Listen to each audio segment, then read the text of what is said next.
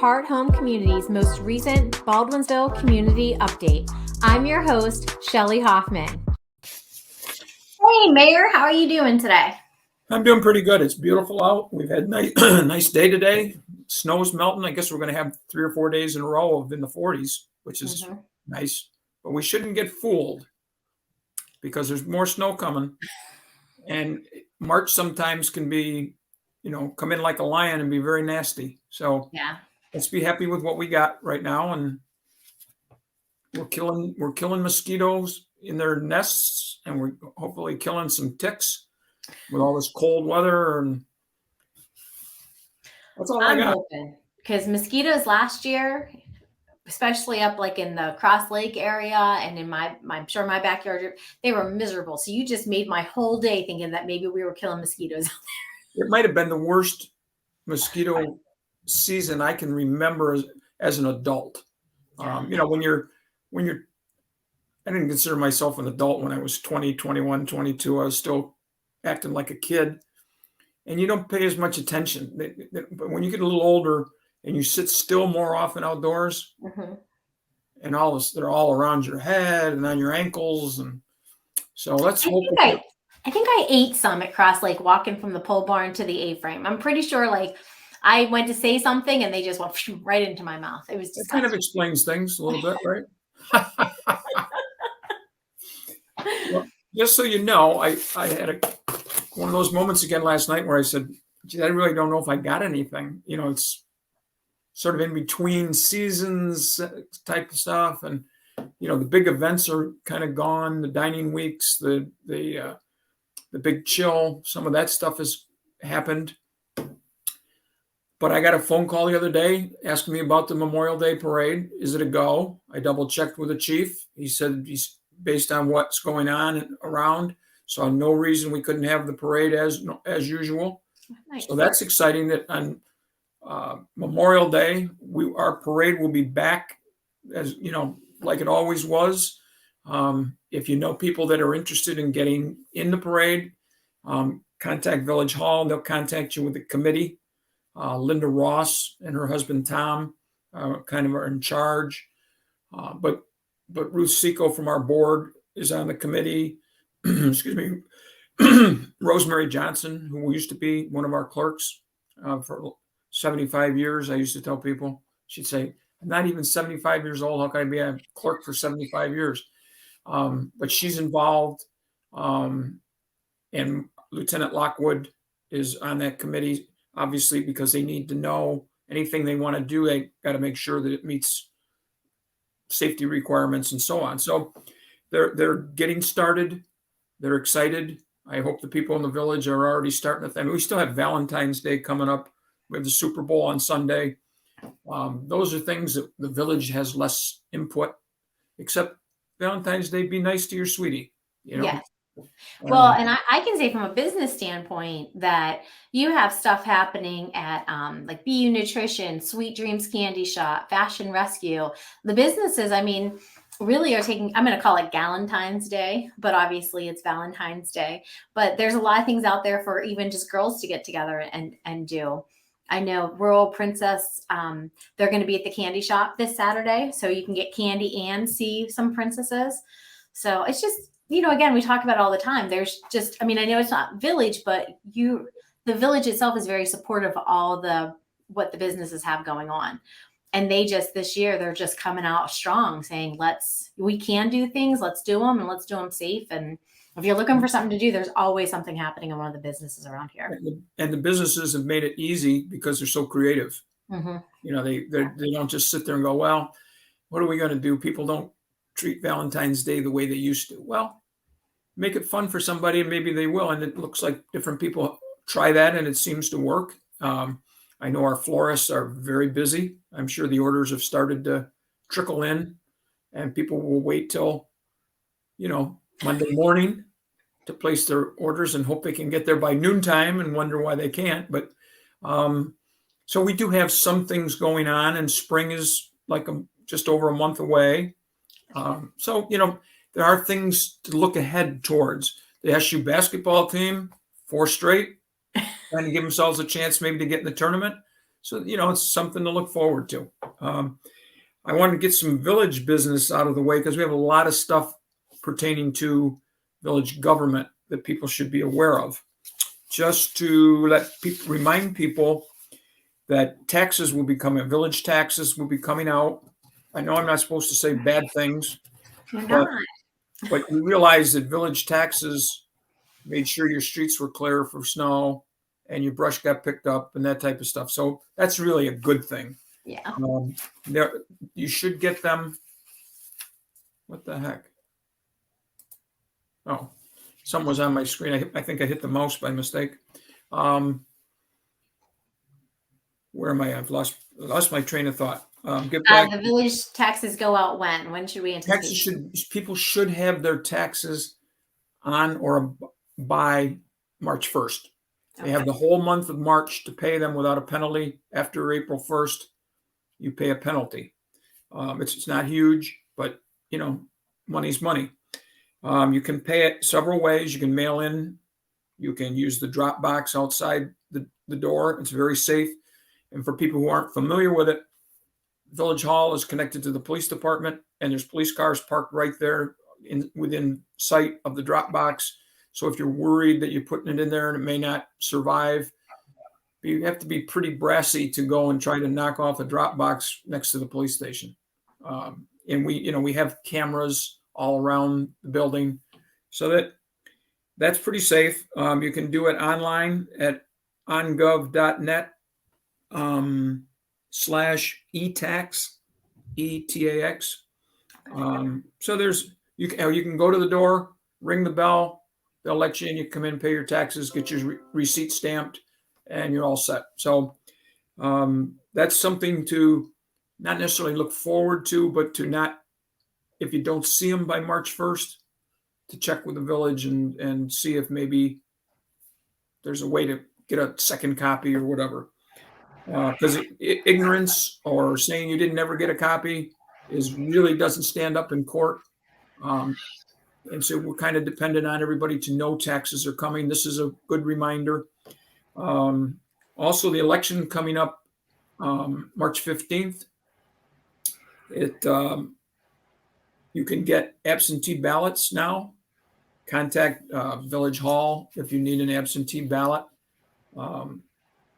And they'll send it out to you.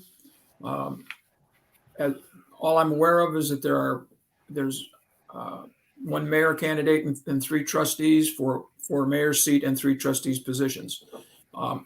People will say, well, there's not a lot of reason to get out and vote, except that when you get out and vote, it's an affirmation that you're paying attention what the village is doing and that the people you're voting for get your support. So I'm asking people to vote and let's get a significant number. I don't expect 3,000 people to show up to vote when there's no contest, but if we could get a couple 300 people to vote, it shows at least that there's interest.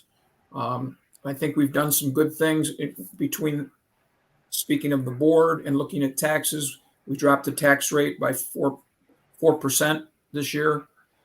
People should hopefully be pleased to see that their village taxes didn't go up because of the village. If they went up, it's because their assessment went up just like crazy, and we have no control over assessment. So, well, I think that's a good point to make.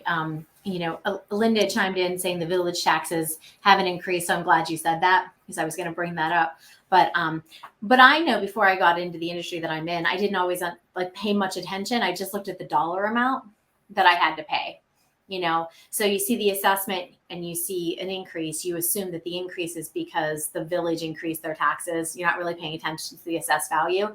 Some people do. I don't want to speak for everybody, but I think it's a good point to say that the rate that you charge per assessed value, correct, is what you're saying, has gone down. Right. It's just if your assessed value went up, there's nothing you can do about that. Right. If your house was assessed for $100,000 before, you would have paid $752. Now you'll pay $719. But if your house is now $200,000 assessment, it's going to be double that. Right. But we don't have any control of that. You have to go and fight with the assessor and explain why your house shouldn't have gone up so much. And we had one time before I was mayor, so had nothing to do with that, where we challenged it and we got it lowered. And they didn't lower it the entire amount, but they cut like in half what they had raised us. And so it felt like it was worth taking the time to go and, we took houses that are similar to ours in the neighborhood, and some of them have finished basements, stuff like that. And they bought the argument, and we were able to save a few dollars. So, and I know other people who've gone and argued and don't win.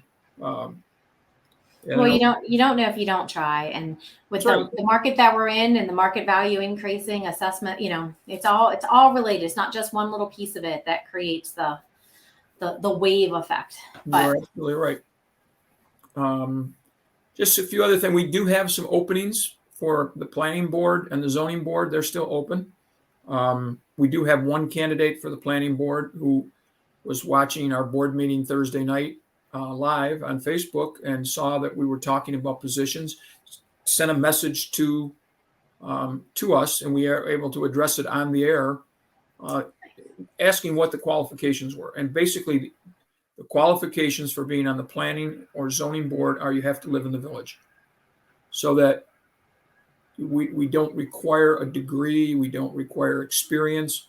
Now, if we have two people and one of them is a contractor and understands contracting, somebody else maybe is a teacher who wouldn't understand that as much, we might lean towards the contractor. But we also have a goal of being diverse, as far as we'd like a teacher and we'd like a business person and we'd like an engineer, and so that every area is covered.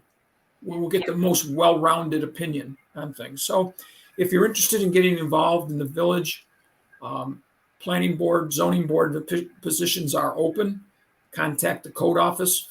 Greg Humphrey will talk to you, does a brief interview to get a sense of why you want to do it, what your background is, and we go from there. So those positions are available. It's a great way to get two of our trustee candidates this year. One was planning board, one was zoning board. So it's a good way to get started. Let's see. So we mentioned that. We mentioned the election. I don't think I mentioned the mailbox story the last time. I think you did, where the mailbox was knocked over and before. Okay, we did. Yep. Okay. I couldn't remember when that happened. It might have been that day. It was that day, I think. Okay. Yep. So you can tell it again. I like the story. That's where somebody's mailbox got knocked over by our snowplow. I got a text message from the resident saying, is there anything they can do to put it back or give us a new one? And I said, I think if you look at our newsletter, which is available on our website, baldwinsville.org, or on our Facebook site, it says we will put up a mailbox. It won't be a fancy one. It's just a plain metal mailbox. But if we do it, we'll fix it. So he said, okay. And, if it's not what I want, maybe I'll get a different one in the spring. And so, but he said it was going to be a problem for him to try to put it up in the wintertime because the ground was frozen and things like that. So I said, well, I'll contact the DP. You should contact the DPW, but I'll check with Chuck McCall. So I sent Chuck a message. He sends it back. Yep, we will replace it. Bing, I get a message from the resident before I've had a chance. Chuck's had a chance to tell anybody. They were here. The DPW guys were here and they replaced my mailbox. That was quick. I think now I'll pay my village taxes. Ha. So now I go back to Chuck. I said, it's already been replaced, Chuck. He said, all the guys, when they came in, they said they knocked two of them off this morning and they were jumped in a pickup truck and went back and fixed them. So before word could really get out to the head of the DPW to have somebody go do it, they had already done it. And the landowner who was concerned is replying to me that basically 10 minutes after he contacted me, it was fixed. And I said, I had nothing to do with it. I mean, that's the way the DPW operates. So it was a great lesson. Again, what you get for your taxes, that kind of service. Hey, speaking of the DPW, I have a question for you. Okay. So the last couple days, actually, driving through the village, they have, first off, I want to know the name of it, which maybe you have to ask Chuck, but they have like a snow scooper picker upper, it closes it up, and then they put snow in the back of a truck. Where is that snow going? So basically what I think they're doing is widening the road because we've had so much snow. And cleaning it. And I don't know why. I've never seen it in the past, but I've seen it 2 times in the last week where the DPW has been out doing that. Where does the snow go? Because you can't put it in the water. I know that, right? No, it goes down on Meadow Street. If you go over Grove Street, if you cross the bridge, Grove Street is the street before St. Mary's. Go down there on the Meadow, and down in that area, we own a lot of land in there, and it's just vacant. So we can put snow. Again, we used to put it in the river years ago. Us kids used to go down by Mercer Park and watch them come down with the dump trucks and dump the snow, which was probably a testimony to the excitement of our lives. that was exciting. But, when you're 12, 13 years old, it's kind of cool, and it would kind of sort of disintegrate into the water. So now they put it down on Meadow Street, where it's out of the way. And they do it mostly in the business areas. They tried to do it before the big chill because they knew there'd be a lot of people in. And then they knew the dining weeks, there were more people downtown. And they try to keep the business people pay the same taxes as residents do.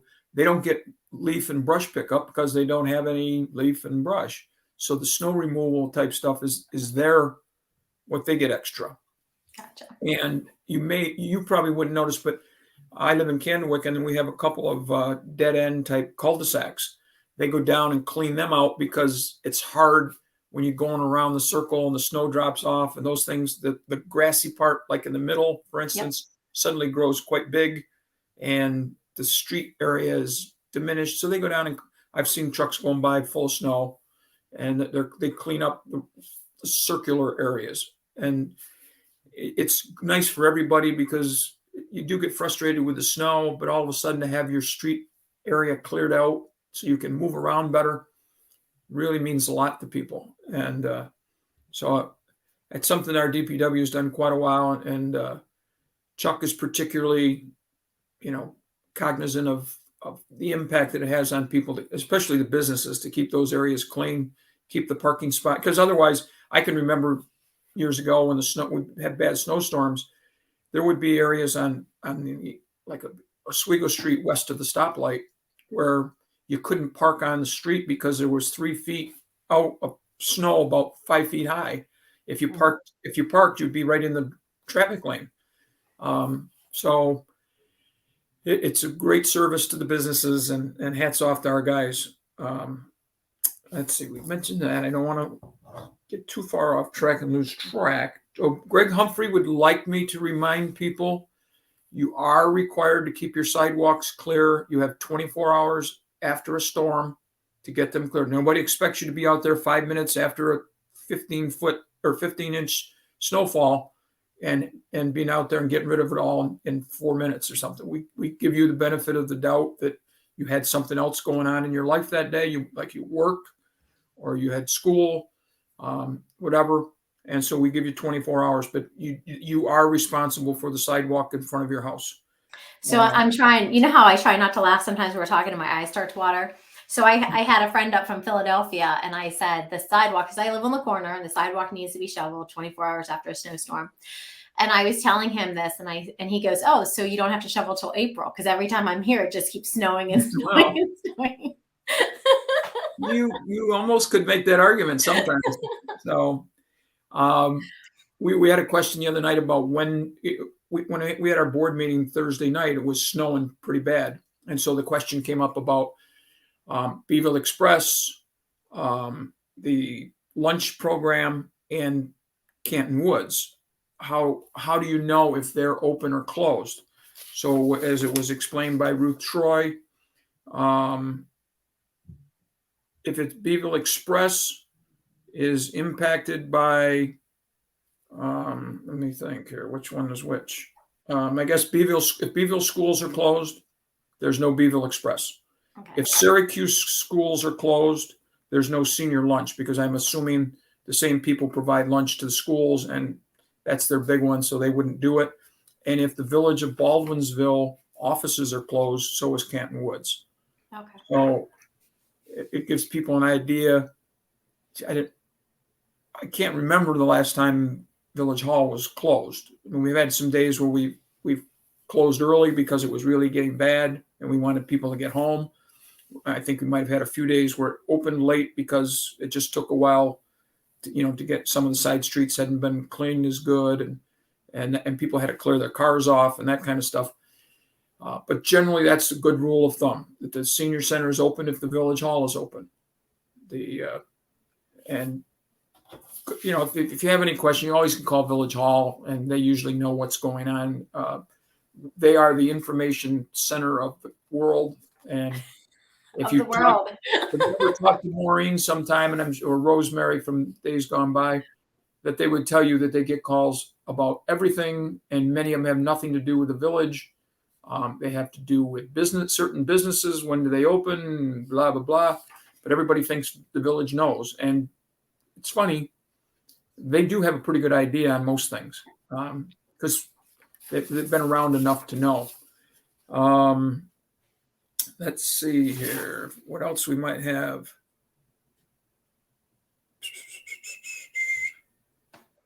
Oh, I was going to congratulate the Wood. I guess they were the winner of the food part of the Big Chill. Yep, best in bowl. So that was nice. Mm-hmm. Yeah, and I've not eaten there yet, but I've heard great things about it. So that's nice to hear. And they're not in the village, but a lot of people from the village go there and eat, and we like to hear good things. Heard good things about the Big Chill, and I've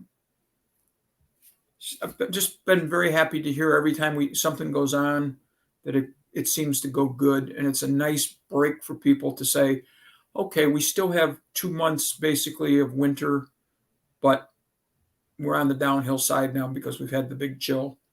And so that's good.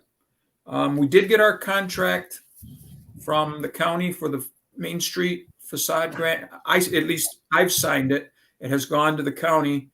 And when we get the county executive to sign it and they send it back to us, then we can get everybody going with the new Main Street one. Again, people are having trouble getting contractors for the last go around. They're still, it's hard, unless you catch somebody at the right time, and they're just overwhelmed with business. I had to go down to Beeville Supply the other day and pick up some salt to throw up on the roof so the ice would break up. And the owner came out to say hi because we were loading up the back of the vehicle. And so I said, how was your Christmas business? I point, with the trees and stuff. And he said, well, I'm going to tell you, in 2020, he said, with COVID, we had our best Christmas ever because people were more excited about decorating. And so they even went to real trees instead of using artificial, and they wanted wreaths and all kinds of stuff. And he said, so we just kind of said, this will be our best ever. It can't get better than that. And he said, the Christmas we just had, 2021, was better. He said, in the January of this year, we're way ahead of the best January we've ever had. Wow. He said, the people of Baldwinsville are so loyal, and the COVID was good to us. He said, people got pets that didn't have pets before. And he said, the hard part is can we keep getting stuff that we need to sell to people, because the suppliers are running low. But his eyes were really lit up, like couldn't believe how well they have been doing. And I know Jason, the son, had told me before that he was just overwhelmed by the support from the village and in his surrounding areas, not just the village, but they consider themselves the village, and all the stuff that was going on, people were buying stuff from them. I'm sure the hardware store would probably say a similar story if I was down there talking to them. It's crazy. I mean, our businesses have thrived, but because they know how to work. I mean, I'm guessing that they made more stuff available, more product. Maybe they kept the stores open longer, that type of stuff. But it's great to hear because, you worry about some of the businesses, and it doesn't seem, I don't hear from too many people that they're going to be putting close signs up on their windows. But a lot of them are looking for help. They need more help. So if you're looking for jobs, almost every place in Baldwinsville is hiring. Well, Orange and Olive, which is you're talking about Ace Hardware. If you're looking at Ace Hardware, they're located right now over to the right. Well, they did so well in their small space. They've only been open a year or so. They opened during COVID. They're actually moving to a larger location, asking for more vendors to come in. So not just are people staying open, but to your point, they're thriving, and and the community supporting them. So now, is that why Allstate moved to give them more space? No, they're actually moving to the other side of Ace, and I don't have all the details because I've been in, wearing a different hat a lot lately because the real estate market has just been a little bit crazy. So I'm a little out of the loop with the community thing. So I apologize, but somebody just told me that the other day, and I know this because one of my friends who's a vendor is actually one of the new people that's going over into Orange and Olive. So, and I don't know if you've been in there yet, but you want to talk about great closing gifts, things like that. I pop in there all the time. It's a great little store. Huh. And those are the kind of things that I hope we see more of. And I know we have them over at Olive's, in the old house over there that used to be Judge Sawyer's house. That's a little history lesson. I didn't know that, but I don't know. I never knew Judge Sawyer, but every time we would go by, my father would. That's where Judge Sawyer was, right there. So, and I'm sure my father, as a kid, probably knew where all the judges were. But they have nice supply of or variety, is what I'm trying to say, of gift stuff. And now this place has similar, similar but different tastes. Exactly. Similar but different. So if you're looking for jewelry, purses, fancy clothes, a great boutique clothing store is in Olive. So it's they complement each other, basically. Yeah. It's nice. That is really nice. Very exciting, again, to see positive things like that in the village, and just hoping we see more of that. Couple traffic light situations. The traffic light at Downer and Frawley has been blinking. People interested in why doesn't the village fix it? Well, that's not a village traffic light. That belongs to the drugstore, or whoever owns the drugstore right there.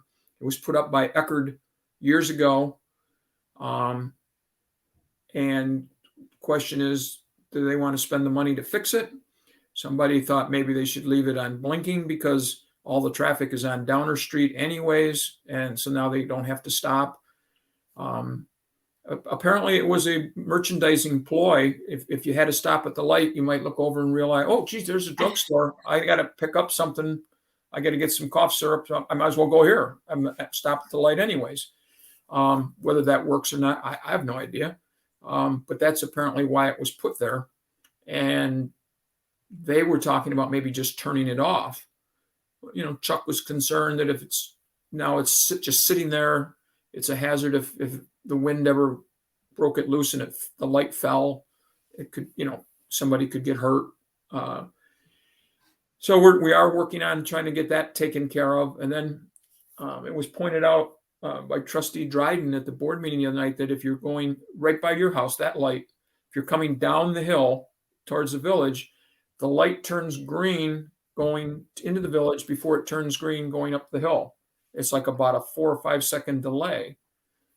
Nobody seemed to know if it was intentional. Maybe they're going to make it a left turn, give you a 5 second advance to turn left, but usually put an arrow up if that's happening. So the chief was going to check with the DOT, and I forgot to ask him if he had found out. I did see coming through yesterday or the day before, that there was a delay because I was coming north up the hill and the cars on the other side started to move. The first car came through and the second car wanted to turn, and they weren't sure because they figured if I got a green light, I'm going to come. I still had red. Yeah. So it's confusing. And I turn right at that, so I can go right on red. But if they have a green light coming and they want to go left on theirs, I definitely think, well, now I have a personal interest, right? Not just a community interest. But it's nice if you know coming up that if you turn right on red, that the car coming the other way may be turning left. Yeah. I don't know. They must have the right of way, because when you turn right on red, you're like you have the last step in a right of way. Right. And you wouldn't know that they had a green, that you wouldn't know that they were turning green. There usually is a sign up there that the other direction has an advance arrow. So you know that. So if people notice it, just so that they know we've noticed it, and we're checking with the state DOT to find out if that's intentional, or if something just is a little bit awry and it's off by 4 or 5 seconds and they'll have to fix it. I wonder if that happened when the crosswalks went in. Just kind of curious, because that new crosswalk, the blinking ones that talk, that went in a little while ago. I wonder if you're just curious, right? If the timing, sure, had to tie into that somehow. It does make you think that, because it's kind of coincidental. And coincidence, not a lot of people believe in coincidence. Good news, St. Mary's will be having their annual Lenten fish dinners. And if you've never eaten their fish dinners, I mean, they have all variety of different things that you can get, starting March 4th, 11th, 18th, 25th, April 1st, and April 8th. They came to the board and asked for if they could, they sell alcohol. You can get beer with your dinner. The chief has always written a letter saying he has no problem with it. Now the state has asked for the municipality to also have a motion resolution to okay it. So we did that the other night. And, that's been a staple for years, great fish dinners. And so people who wonder, some of those things are starting to show up. Let's see, that sheet I'm done with. That sheet I'm done with. Just a reminder to people that overnight parking is through April 15th, even though it might start getting a little nicer out. They enforce it because we do get snowstorms in late March. And if you're parking on the street, it's a problem removing snow. Again, the newsletter is on our Baldwinsville.org, and it's on our Facebook site. Got all that stuff in it about those little, when does it end? When does it start? When does brush pickups? So Chuck said he's gotten a call recently for what? Do you still do brush pickup? Not right now. We're done picking up Christmas trees until spring. If there's a couple of them left, we'll probably pick them up. But with the snow, there's no way any of that stuff can get done. So, and I see the governor has lifted the mask mandate. I'm not 100% sure if that's immediate or if there's a date when that goes into effect, because I just saw something before I came to talk with you. It does not apply to schools. It was in the headline, said, businesses don't have to have a mask mandate. And so I would say to people, if you're not sure, have a mask with you just in case. I don't know if for instance, Wegmans decides they want to keep the mask. You have to wear a mask when you come in. It's their requirement, not the state. I don't know if they can do that or not. So be prepared until we get through. It'll be a little confusing at first. I don't know about if medical offices apply. I think medical, you probably still need to have the mask on. That's what, the last time I went and spoke to my doctor, he thinks that's going to be probably one of the last things, if ever, to get lifted. Yeah. But, so it's good news for people to know that maybe they can go into their favorite restaurant, not have to wear a mask. I wouldn't be surprised. I mean, I read a story today that if you have a mask on and nobody else does, it still is offering you some protection, and it's offering them some protection that you might, if you're sick, you might not give it to them. And so everybody has their own feelings on what works and what doesn't. And I hope people are tolerant of the fact that if you see somebody with a mask on and you don't think you need to wear a mask, that's fine. It's their business if they want to wear it. And, somebody had a thing on Facebook. Why do people wear a mask driving in their car? Who are they protecting themselves from? I said, I got to be honest with you. I've been to a place, go to Beeville Supply, the hardware store, whatever, have a mask on. When all of a sudden I've gone 3 blocks and I still have the mask on because I kind of forgot it's there. Doesn't make me a problem child. Just means maybe, Mm. well, it could be, but and sometimes you're going to another place. Sometimes it's Yeah. more of a pain to take it off and put it back on and get it fit right. So if you're going to the hardware store now, you're going to go to the diner, or you're going to go to pay your insurance or something to the bank. Go to the bank, and you just leave it on rather than take it off. And some people it I can doesn't. add to that. I can add that because when I'm wearing the tassel cap with the little ball on the top of it, and I Uh-huh. put the mask on, sometimes it's a pain if I'm going, like you said, to Ace, to Beeville Supply, to just bebopping around to take it off to figure out how to put my hat back on over top of it. So I've gotten picked on a couple times with my friends that have driven past me with my hat and my mask and my eyes. I'm like, hey, it made my life easier for a short period of time to just keep it on. So It's like a lot of things. We don't like necessarily what everybody else does. It's their life. I mean, if they feel safer, that's their business. Let's all be nice to each other. I do have one question from the beginning of our show. Okay. Your wife said the time for the Memorial Day parade has changed. Is that right? Or we have to wait till it gets closer to the parade to know for sure? I don't know. I haven't heard anything about a time. Okay.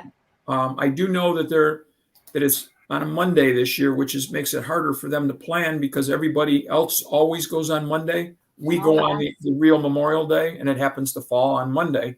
So there's only so many bands that play, and there's 52 parades, so we're not going to get all of them. But hopefully we'll get the Beeville Band and a few of those type of things. And we'll have some fire trucks, and we'll have some old cars, and we'll have some old mayors walking, and people will get out and enjoy the parade. And I was saying to Linda Ross the other day that it wouldn't be a bad idea for people to think about if you're setting up for the parade and there's 30 people shoulder to shoulder, well, maybe go down 10 feet where there's nobody.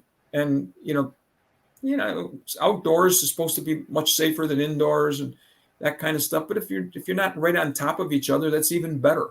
And I'll tell you, as having walked the route, I don't know, I probably walked the parade a dozen times, and there's always spots that are like a half a block. There's nobody there at all because it's maybe in the sun, or maybe it's not quite as comfortable a spot to be. But there are places along the parade route now. The Four Corners is packed. They're 8-10 deep in the street because that's the curve, and you get to see the parade coming up Genesee Street and turning. It's a nice spot. That's where my parents used to stand for years. And but there's got to be some places where you can go, like usually the bridge is not full. I think it's disconcerting for people to stand on the bridge because when the heavy vehicles go, the bridge bounces a little bit. People, whoa, are we going down, Nellie? And so I would just say to people, find a nice spot where you can set up and you're not right on top of people. And that would make it even safer and more if I were sitting there, I would appreciate somebody not sitting like right behind me or shoulder to shoulder with me. Give us a couple feet space in between. It would just seem to make more sense. Our senior center has been going full speed. And Ruth wanted me to remind people they do have some test kits, a handful for seniors who go to the center, and seniors specifically. If you want them, stop over and ask. Each kit has 2. So if you're a single person, that gives you 2 different times you can test, or if you're a couple, at least you can each test. Valentine's Day, which is Monday, the activity committee has treats for all the seniors. So if you come in at the senior center on Monday after 11 or starting at 11, they'll have a little treat for you, brighten up your day. I remember they did that last year. It was a drive up, and it was very nice. Tomorrow, 1:30 to 2:30 is puzzle giveaway day. So people who take puzzles over and drop them off, they end up with a big stockpile that, people occasionally come and get a puzzle or 2 anyways, but now they got a big supply from the winter. So feel free to stop over, and I don't know what the limits are, but at least pick up a puzzle and maybe more, and a chance to see some that maybe you've never seen before. chance to get out of the house. 1:30 to 2:30 at the senior center. The cardio ball drumming. Someday I'm going to try that one. Friday mornings at 9:30. That's the big. I think when you do that one, you should invite me over to go live so everyone can see you do it. Okay. I'll make sure it's an outside activity so people can just drive by the center and I can be on. That's for people who don't know. That's the big workout ball that you use in some, gym centers and stuff. And then you have a set of drumsticks and they play music and you play the drums on the ball. And I guess you probably have to hold it with your legs so it doesn't bounce away. And so your whole body's involved in it, but it's cardio. You're going and it gets you breathing, gets your lungs working and your heart working, and you don't move a step. That's kind of cool. I hope that somewhere along the way, maybe Heart Home Community would do something, or PAC-B would go over and tape it. It would be kind of cool to watch it. Well, I think Cindy's with us because she was picking on you for your really old mayor comment. So Cindy's watching. That is a great, especially, PAC-B. She's always looking for something to go and add to that channel. Well, Cindy would know because she was talking about older people. And I said, you realize we are older people? Well, but not really. She's not quite ready to concede that she's an older people. But I'll tell you what, if you watched her and followed her around, you would feel like old people. She makes me feel old. Absolutely. Oh, gosh. She's like, we'll meet for breakfast. She's like, oh, I just came from Zumba. I get so worn out just talking with her because she's everywhere. I mean, and then I'm going to go, and I'm going to, and she's always been that way. I mean, she said, always had more energy than 10 people combined. And I say, God bless her. I wish I had her energy. But I guess this will be a break for her because she's a big Zumba person, and they have not been doing Zumba because of the mask mandate, partially because it's very hard to do Zumba with a mask on your face because it's a lot of cardio breathing and stuff. And so they backed down. People were concerned about getting COVID. And I could see where they might say, the state says you don't have to require a mask, but we are going to still ask you to mask up, and people should be prepared for that. I assume, I've not read the details, but my assumption is we've now taken it away from it's a state mandate to it's an individual mandate. So if Shelley Hoffman wants to say, people coming into my business, I want you to wear a mask, I guess you have the right to do that. Yeah. So, well, in my industry, we wear the masks. Obviously, I think it depends on what the comfort level is, but and sometimes it's just it's a respect thing too when you're going into other people's houses, or you're showing other people houses, taking buyers through. Sure. You want to make sure that you have the masks, and I can't tell you, people are so respectful when it comes to that kind of stuff. So it hasn't been an issue at all. Yeah, I haven't heard much around here. You hear it other places where people are boycotting businesses that are requiring masks, and I've not heard that here. Maybe we're a little more. We've always had a smart community. I've always thought we were smarter than most other communities. And so maybe people are just, hey, what does it cost you to put a mask on for 20 minutes if you're in a store? I mean, come on. So whatever that is, I think that's about all I have, Shell. I mean, I got little things, but, I think we've covered the big stuff.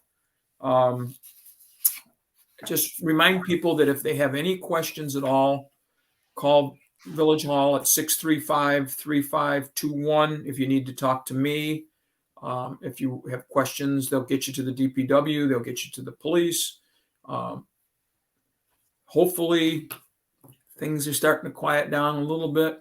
And maybe someday it'll be the end will be in sight, and we won't have reason to do this every other week.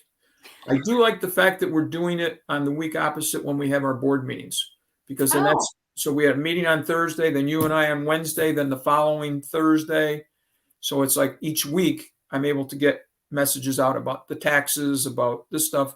So if we can keep doing that, that will work great. Yeah, that's well, like I said, the flexibility with me, in case people haven't figured it out, for those watching it on Facebook. Sometimes we're 11, sometimes we're 1. We're almost always on a Wednesday, though. So. Yeah, and I'm flexible, and this show's over and over again so that people can watch it at their leisure when it's not live. And I really hope that people hear something, that almost everybody hears something that applies to them and makes things a little easier. It's been, Lord knows it's been difficult. And if we can make it just a little bit easier, one less thing that you got to fight through, we've done our job. So, and again, hats off to you for this forum. And I keep telling Chuck McAuliffe, I think he'd be great sitting down with you someday, because Chuck has worked as a dispatcher for the police department. He was very active in the fire department. He was in the DPW. Then he was a foreman, ran the water department, and now he's a superintendent. He's really been in every phase of the village, other than being like a clerk. I mean, we did work for the cops, so he wasn't a cop particularly, but he was dispatching. He's got great stories, that some of which he can probably tell and some of which he probably can't. But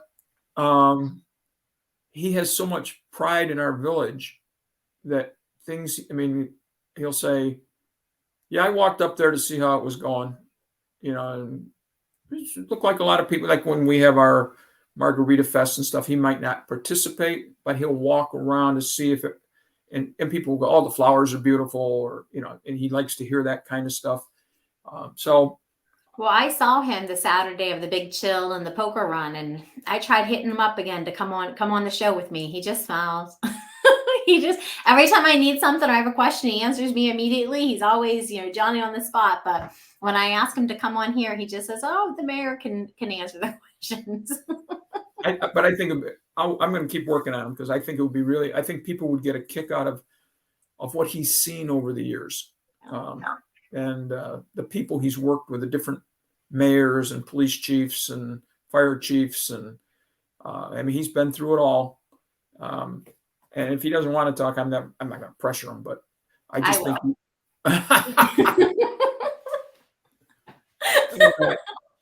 Well, you have a good one. Nice. We'll see you in 2 weeks. Okay. Nice. Sounds good. Bye, Mayor.